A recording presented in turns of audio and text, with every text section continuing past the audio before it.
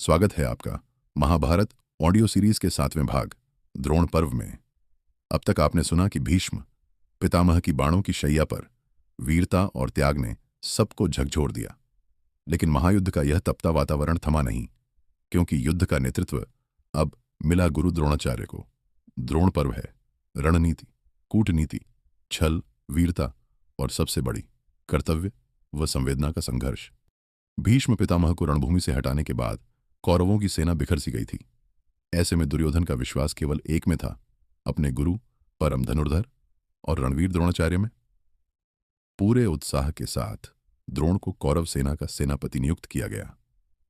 गुरु द्रोण का नाम सुनते ही पांडव पक्ष में चिंता की लहर दौड़ गई, क्योंकि वे न केवल शस्त्र विद्या में माहिर बल्कि नीति और क्रूर युद्ध कौशल में भी शिखर पर थे। रण की रेखाएं फिर से खींच दी गईं।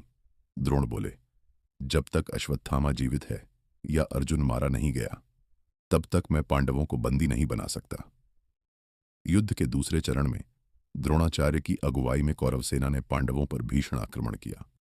अनेक महारथी, मंत्रणा और युद्ध के नियम सब बदलने लगा। इन्हीं दिनों कौरवों ने चक्रव्यूह की पैनी रणनीति बनाई। अर्जुन शत्रु सेना को दूसरी दिशा में उलझाने गए थे।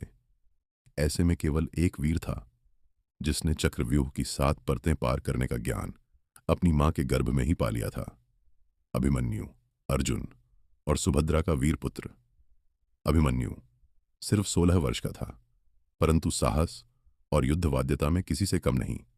पांडव अभिमन्यु के साथ चक्रव्यूह में घुसे, लेकिन कौरवों की दुष्ट नीति के चलते केवल अभिमन्यु ही भीतर जा पा सका। शेष पांडव बाहर रोक दिए गए। अभिमन्यु ने अकेले ही अत्यंत विकट युद्ध किया। भीष्म, कर्ण, दुर्योधन, शकुनी, द्रोण, अश्वत्थामा जैसे महारथियों से बिद्धा, लेकिन नीति, नियम और मर्यादा सब तोड़ते हुए कौरवों ने एक साथ घेरकर अत्यंत निर्दयता से अभिमन्यु का वध कर दिया। यह दृश्य महाभारत युद्ध का सबसे भावनात्मक और क्रूर क्षण था। अर्जुन अभिमन्यु की मृत्यु के समाचार से स्तब्ध रह गया। उसकी धधकती प्रतिज्ञा, कल सूर्यास्त से पहले जयद्रथ का वध करूंगा, अन्यथा अग्नि में प्रवेश कर जाऊंगा। अब युद्ध और भी भयावह हो गया। अर्जुन ने जयद्रथ का संहार किया। द्रोणाचार्य ने पांडवों की सेना पर हमला और तेज कर दिया। द्रोण की तलवार ने पांडव पक्ष के महान योद्धा धृष्टद्युम्न, सात्यकी, भीम सबको घेर लिया था। द्रौपदी का सबसे बड़ा पुत्र प्रत्यक्ष युद्ध में मारा गया।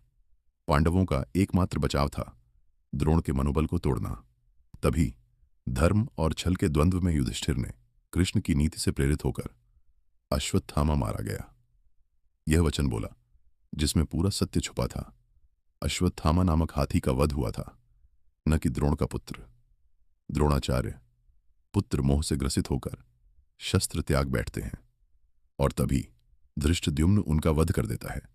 द्रोण पर्व का यही युगांतकारी पल है जहां धर्म और अधर्म के बीच की रेखाएं धुंधली पड्डी डच जाती हैं।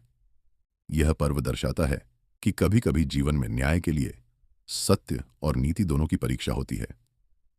अर्जुन का प्रतिशोध, अभिमन्यु का अदम्य बलिदान, द्रोण का मोह और विनाश, इस पूरे पर्व में कथा केवल युद्ध नहीं बल्कि भावनाओं, रिश्तों, प्रतिशोध और नीति के क्लैश का सार है। शिक्षा यही है, किसी भी मजबूरी या चुनौतियों के बीच जीवन में धर्म और भावनाओं का संतुलन सदैव जरूरी है। अगर आपको यह कहानी प्रेरणादायक लगी तो वीडियो को लाइक करें, चैनल सब्सक्राइब करें और कमेंट करें कि आपको सबसे ज्यादा भावुक या प्रेरक कौन सा क्षण लगा। वीडियो को अपने मित्रों व परिवार से शेयर करें ताकि महाभारत की यह सच्चाई और शिक्षा हर घर तक पहुंचे। अगले एपिसोड में जानिए कैसे कर्ण की वीरता, उसकी नियति और अर्जुन के साथ उसका अंतिम युद्ध महाभारत को निर्णायक मोड़ पर ले जाता है।